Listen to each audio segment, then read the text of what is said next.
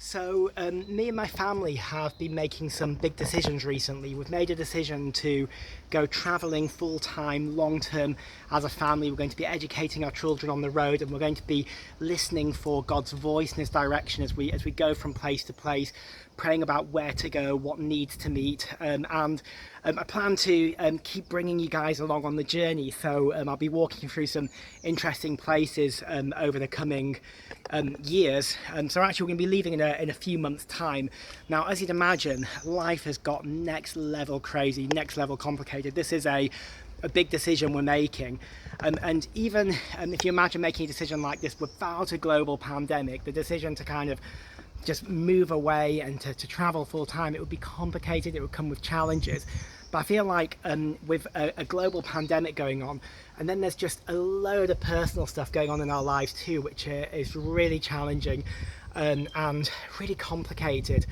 And the other morning I was just saying to God, we need to feel you in this. We need to know that you're present with us. Speak to me, confirm, guide me. I just need to hear your voice. You know, sometimes when you just feel overwhelmed, you're like, God, I just need to hear your voice. I was trying to work out all the details, like what happens if this happens and where do I go there, and just trying to map it all out in my head and plan it all. And I felt God saying to me, do you want to hear my voice? Just tune into church. I thought, it's kind of a bit obvious, isn't it? You know, I'm there asking God to speak to me, and it's a Sunday morning, so God was just saying, yeah, well, tune into your church then. That's where I'm at work in a community that you know, people are listening to me. So I did. I tuned into the church service, and I love, my church is awesome. It's streaming the services online, and one of our church leaders said this. She was talking about how we're journeying through complicated times as a society, as a church. We're moving out of a time of pandemic and lockdown. There's all sorts of complexities. There's a risk of future waves of the pandemic. There's so much going on. We're moving out of complicated times. And what she said, I thought this was so profound. You could write it down on a poster. You could get a tattoo of this. It's one of those things that just really caught me. She said, we don't have a map, but we do have a guide. Wow, there's so much in that simple statement. We don't have a map, but we have a guide. When I was getting weighed down with all the logistics and the details, I was looking for a map. I was looking to kind of know the whole territory and have my plan, and, you know, well down the line, if that happens there, then we'll do this, and if this happens there, that'll happen. I was trying to overplan it. Such a human tendency, because maps bring us safety, right? We get a sense of safety. If there's a map, we kind of know the whole lay of the land. We can think well ahead, and we can plan things. We can make predictions. A map, if you think about how it's compiled because people have gone ahead of you. They know the territory, they've mapped it all out. Cartographers who make maps go around, and they gather data about the relief and contours and gradients and hills and cliffs and forests and churches and all of that, and they work out how far apart they are, and they put all of that data onto a map to help people.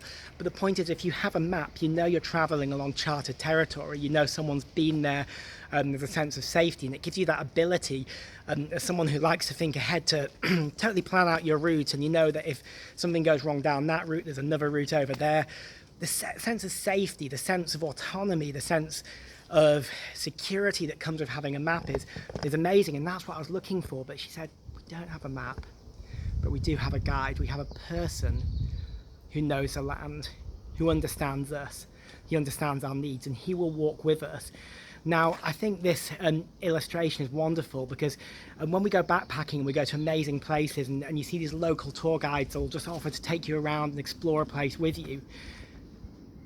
When you choose to go with a guide, you trust them. You say, okay, I trust that you understand this place, you have an intimate knowledge of this place, that you'll tune into my own kind of needs and desires and aspirations, and you'll give us a good experience. Your intimate knowledge of this place is going to be the very reason that you can kind of guide us through this place, and you have this sense of security and comfort, not in your own planning and your own wisdom, but in your relationship with this person, this guide who journeys with you.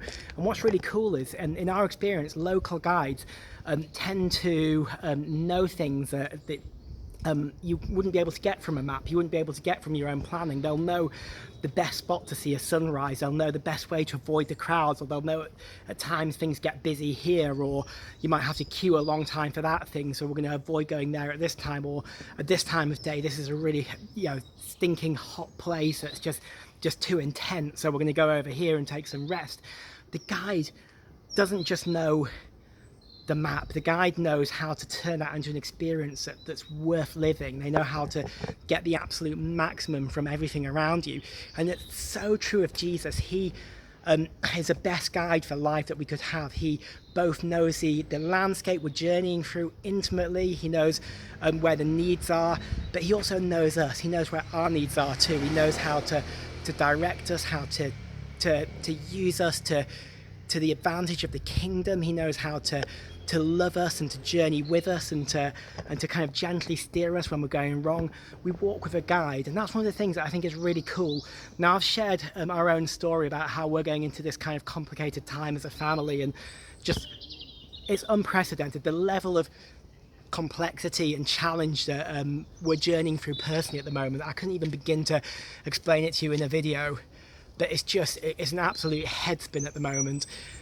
But we have a guide, and I wanted to share that with you too, because I know whoever you are, whatever you're doing, if you're kind of tuning into this and listening, you'll be navigating through all sorts of uncertainties and complexities too.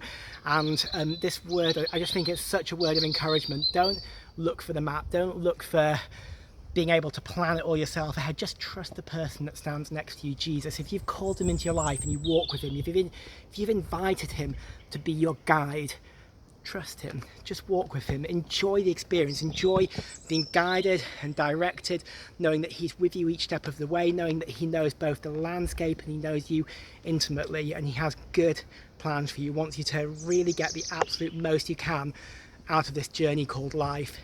Jesus puts it this way, he says, I came to bring life in all its fullness, and he is the absolute best one at delivering that. So whoever you are, whatever you're journeying through, enjoy that journey with the guide. God bless you, take care, stay safe, and I'll see you soon. Bye for now.